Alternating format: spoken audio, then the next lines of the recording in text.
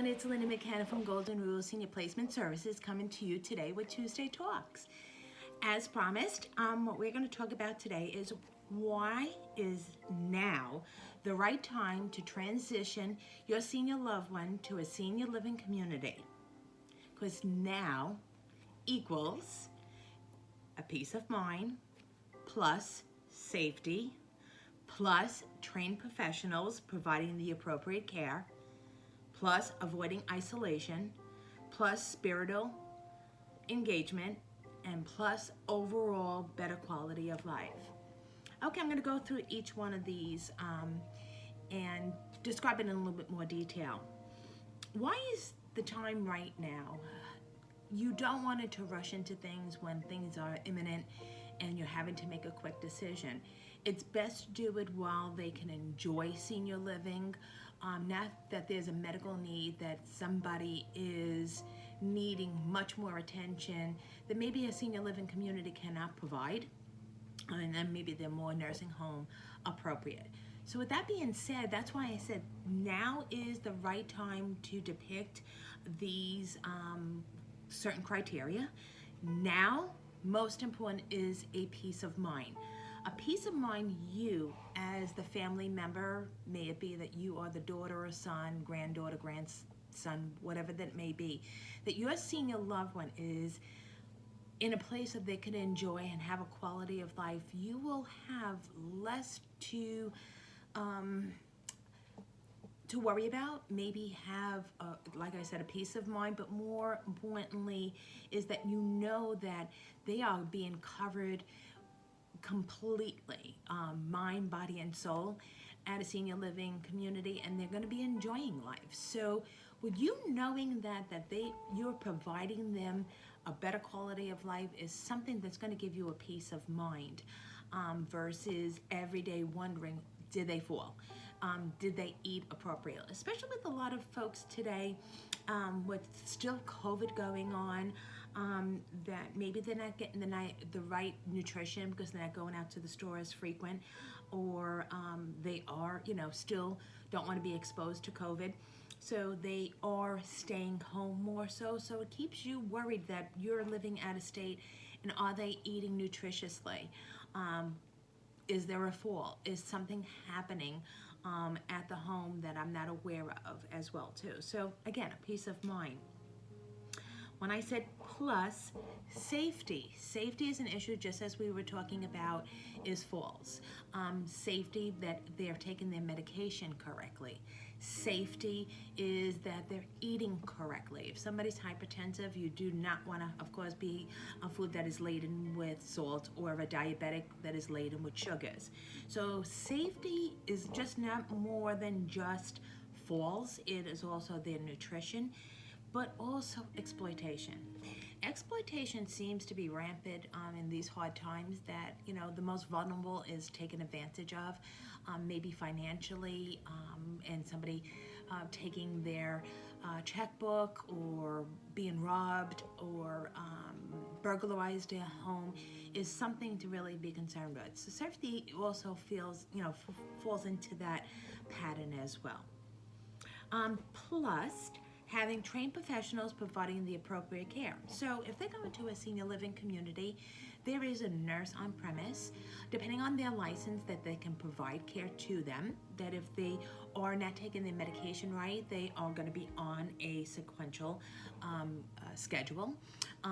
But also the importance of having these trained professionals. If somebody is memory impaired, that somebody is watching over them, that they're Alzheimer trained, and that is really important, because what we do with folks that have memory care and those that are trained is redirect their behavior. So that's something, unfortunately, we as family members can't do for our own, but trained professionals seem to get it right, and they are more receptive to somebody that is a professional, maybe a doctor or a nurse, or the staff that's there at the senior living community.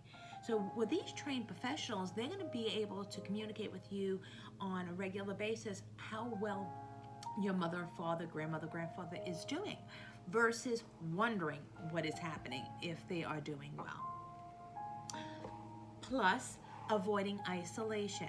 Again, COVID has everybody staying home. They're very, very afraid of going out to catch that epidemic, pandemic, everything. Well, let's call it everything that it should be named as. It's the fear.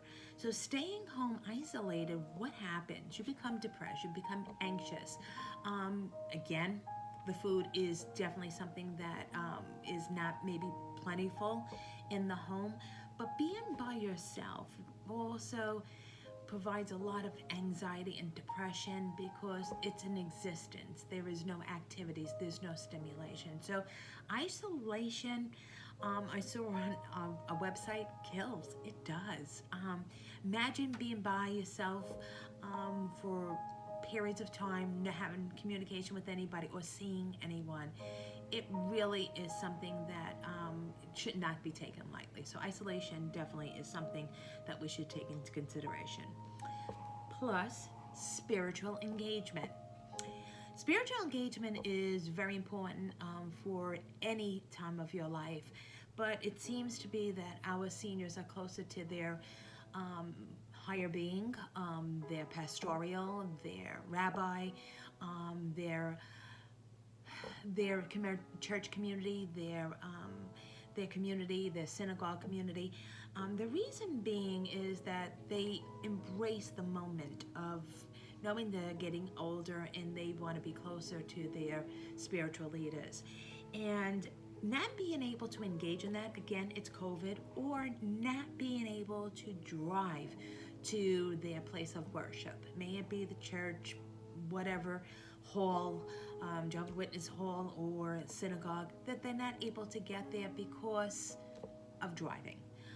And depend on maybe family and friends to get there is pretty much, slim to none. So being able to engage in their spiritual beliefs and with others, maybe it be Bible study, whatever Eucharistic ministry, whatever that your sector of religion is, that they're going to be engaged. Plus, overall, a better quality of life. When you engage all these items, safety and care and isolation and spiritual engagement, aren't you going to have a better quality of life, that you're going to have something to look forward to the next day? You're being well cared for, you're being well nourished, you're having fun with people of your likeness, and you're in a safe environment. That's what we all want for our later years. I don't want anybody to think senior living community is a nursing home and it's like waiting for death. Believe me, I have to make appointments to see my parents that live in a senior living community, because guess what? They're busy, they're engaged, they're having fun, and they're well cared after.